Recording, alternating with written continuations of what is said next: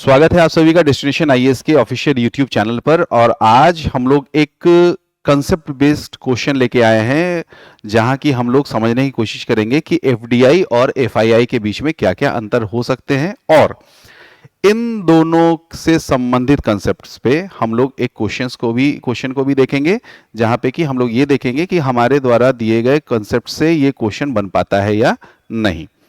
तो जो हमारा आज का टॉपिक ऑफ डिस्कशन है वो है एफडीआई और एफआईआई। एफडीआई और एफआईआई एफडीआई और एफआईआई में जो सबसे बेसिक अंतर है उसको समझने के लिए एक एग्जांपल लेके चलते हैं कि लेट्स से कि भारत की एक कंपनी है दैट इज मारुति उद्योग।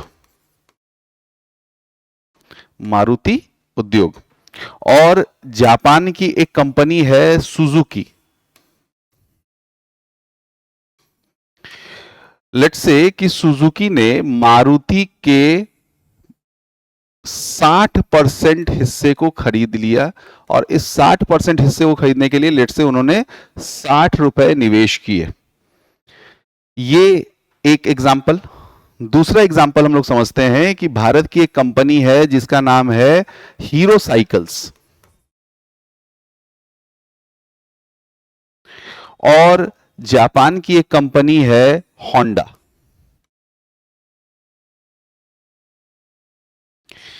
हीरो साइकिल्स ने लेट्स से 75 रुपए खर्च किए और होंडा ने 25 रुपए खर्च किए, और ये जो टोटल 100 रुपए जमा हुए, इस 100 रुपए के माध्यम से एक कंपनी को स्टैब्लिश किया गया जिसका नाम रखा गया हीरो होंडा।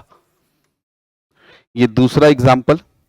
इसके अलावा एक एग्जाम्पल हम लोग और लेते हैं जहां पे जापान की एक कंपनी है लेट्स से टोयोटा।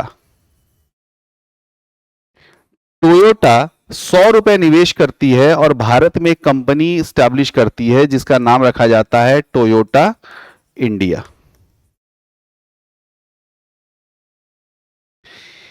इन तीन तरीके से किए गए निवेश, तीन तरह से किए गए निवेश यानी कि या तो कोई विदेशी कंपनी हमारे एग्जिस्टिंग कंपनी का हिस्सा खरीद ले, या फिर कोई विदेशी कंपनी हमारे देश की किसी कंपनी के साथ कोई जॉइंट वेंचर के रूप में एक कंपनी स्टैब्लिश करे, या फिर कोई विदेशी कंपनी 100% निवेश करके अपनी ही फुल्ली ओन्ड सब्सिडरी भारत में निवेश स्टैब्लिश करे। इन तीनों तरह के किए गए निवेश को हम लोग एफडीआई कहते हैं, यानी फॉरेन डायरेक्ट इन्वेस्टमेंट। तो फॉरेन डायरेक्ट इन्वेस्टमेंट में एक चीज हमेशा हम लोग ध्यान में रखेंगे कि ये जितने भी निवेश किए गए हैं, जितने तरीके से निवेश किए गए हैं, यहां पे निवेश किए गए कंपनियों में निवेश करने वाली कंपनियों का स्टेक होल्डिंग होता है, यानी कि मालिकाना अधिकार होता है। और मालिकाना अधिकार प्राप्त आप तभी कर सकते हैं जब आप पैसा निवेश नॉन डेट इंस्ट्रूमेंट से करें। नॉन डेट इंस्ट्रूमेंट यानी हमने आपको उधार नहीं दिया है, हमने जो पैसे निवेश किए हैं उसके माध्यम से हमने आपके कंपनीज के शेयर्स खरीदे हैं। चलिए आगे देखते हैं। लेट्स से कल के डेट में सिंस 60% सुजुकी का हो गया, 40% मारुति का स्टेक है, तो इस कंपनी का नाम अब जाना जाएगा मारुति सुजुकी के नाम से। मारुति सुजुकी को या फिर हीरो होंडा को या टोयोटा इंडिया को पैसे की जरूरत पड़ती है। यह पैसा दो तरीके से मार्केट से लिया जा सकता है, या तो यह कंपनी उधार लेगी या फिर अपने कंपनी की हिस्सेदारी बेचेगी। अगर ये कंपनियां उधार ले रही हैं तो वो डेट इंस्ट्रूमेंट सेल करेंगी। डेट इंस्ट्रूमेंट के माध्यम से लिए गए पैसे पे आपके ऊपर ये एक तरीके से कह लीजिए कि दबाव होता है कि आपको आपके कंपनी द्वारा लिए गए पैसे का आपको रिपेमेंट करना है, और जब तक आप रिपेमेंट नहीं करते हैं आपको टाइमली इसका इंटरेस्ट पे करना होगा।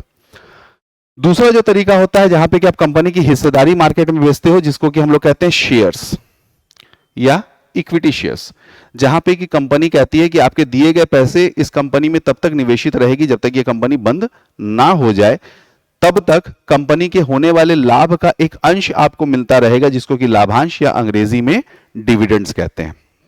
हालांकि एक कमिटी बनी थी, अरविंद मायाराम कमिटी, वहां पे एक बात कही गई थी कि इनमें जो पैसे निवेश करेंगे, यानी इन डेट इंस्ट्रूमेंट और शेयर्स में जो पैसा निवेश करेंगे, उनको हम लोग एफपीआई कहेंगे, यानी फॉरेन पोर्टफोलियो इन्वेस्टर्स। लेकिन इनको एफपीआई हम तभी तक कह सकते हैं जब तक इनके द्वारा निवेश की गई धनराशि टोटल इन्वेस्टमेंट के 10% से कम हो।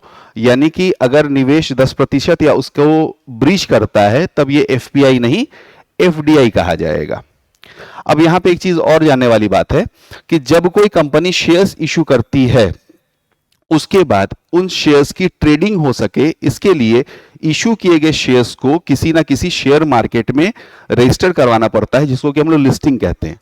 जब किसी कंपनी का किसी भी शेयर मार्केट में अगर एक भी शेयर लिस्टेड हो तो उस कंपनी को हम लोग लिस्टेड कंपनी कहते हैं।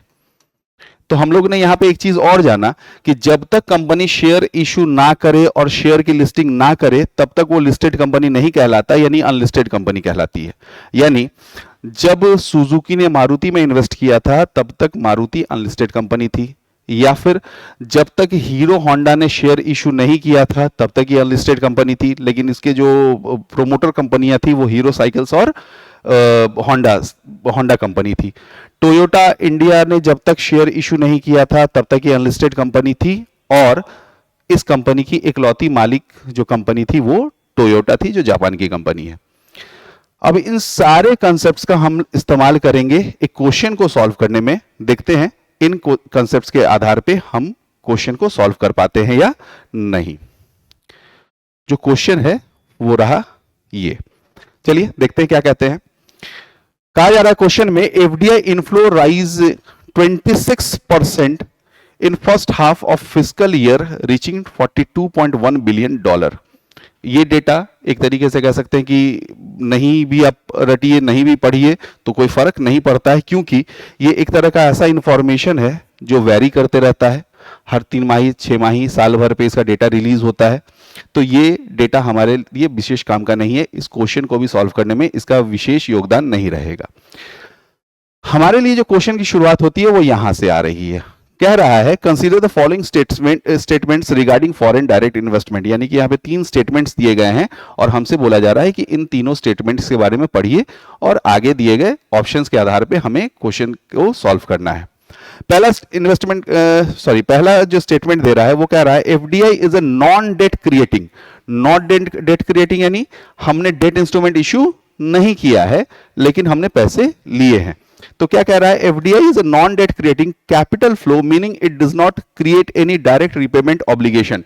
यानी कि इससे आपके ऊपर किसी रीपेमेंट का यानी पुनः भुगतान का कोई ऑब्लिगेशन या दबाव नहीं है। और हमने देखा था कि एफडीआई में आप जो निवेश का तरीका अपनाते हो वो स्टेक होल्डिंग होती है, जहां पे कि आप कंपनी पे डेट इंस्ट्रूमेंट नहीं शेयर होल्डिंग के माध्यम से आप मालिकाना अधिकार बनाते हो। तो ये पहला स्टेटमेंट सही है। दूसरा स्टेटमेंट कहता है FDI can be made in both listed and unlisted companies through various capital instruments.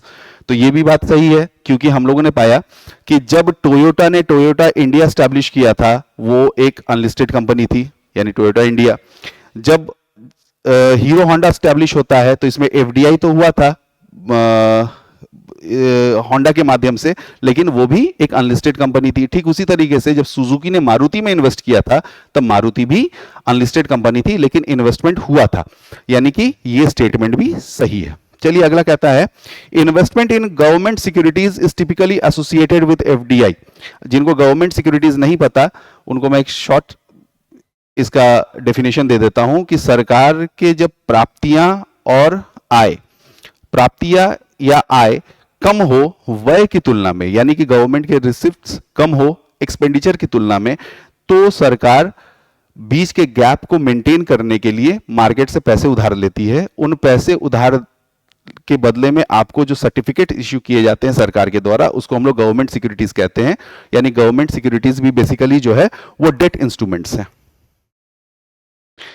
तो यहां पे बोला जा रहा है कि जो गवर्नमेंट सिक्योरिटीज में इन्वेस्टमेंट होता है वो एफडीआई से एसोसिएटेड है, जबकि हम लोगों ने पढ़ा है कि एफडीआई जो होगा वो हमेशा शेयर्स में होगा, डेट इंस्ट्रूमेंट्स में नहीं होगा। यानी ये कथन गलत है।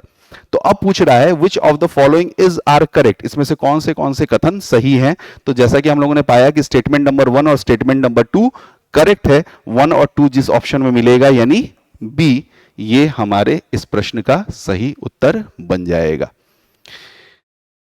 अगर आपको इस वीडियो से कुछ नया, कुछ अनोखा, कुछ ज्ञानवर्धक चीजें प्राप्त हुई हों तो इस वीडियो को जरूर से लाइक करें, और अगर आप हमारे चैनल पर नए हैं तो जरूर से सब्सक्राइब करें, और अपने मित्रों के साथ जो बीपीएससी यूपीएससी जैसे पीसीएस एग्जाम्स की तैयारी कर रहे हैं उनके साथ हमारे चैनल को जरूर से सब्सक्राइब करें। धन्यवाद।